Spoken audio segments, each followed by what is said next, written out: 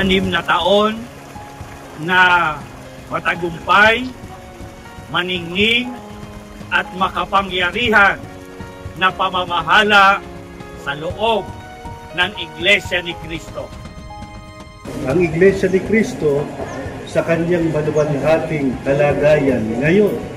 Ginagabayan ng ating Panginoon Diyos upang maingatan at patuloy kong dumaloy ang taganang pagpapala sa Iglesia mula po sa ating Panginoon Diyos.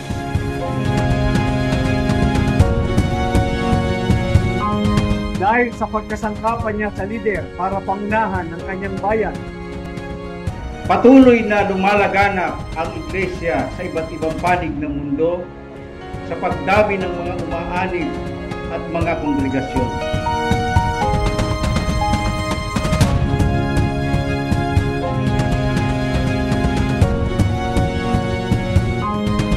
Pinatitibay po ang mga kapatid sa Iglesia sa pamamagitan po ng patuloy na pagtuturo ng mga kalooban ng Diyos at patuloy po ang pagdami ng mga may tungkuling magmamalasakit at magmamahal sa Iglesia ni Cristo.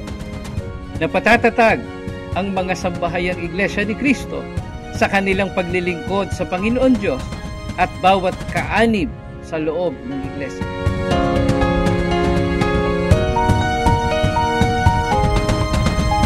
Ang pamamahala sa loob ng Iglesia ni Cristo ay mula sa Panginoon Diyos.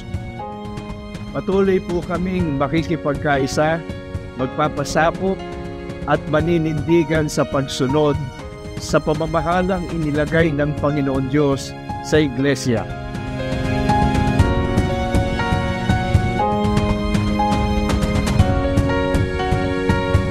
Sa amin pong pinakamamahal na tagapamahalang pangkalahatan, ang kapatid na Eduardo V. Manalo. Happy 16th anniversary po! Mahal na mahal po namin kayo!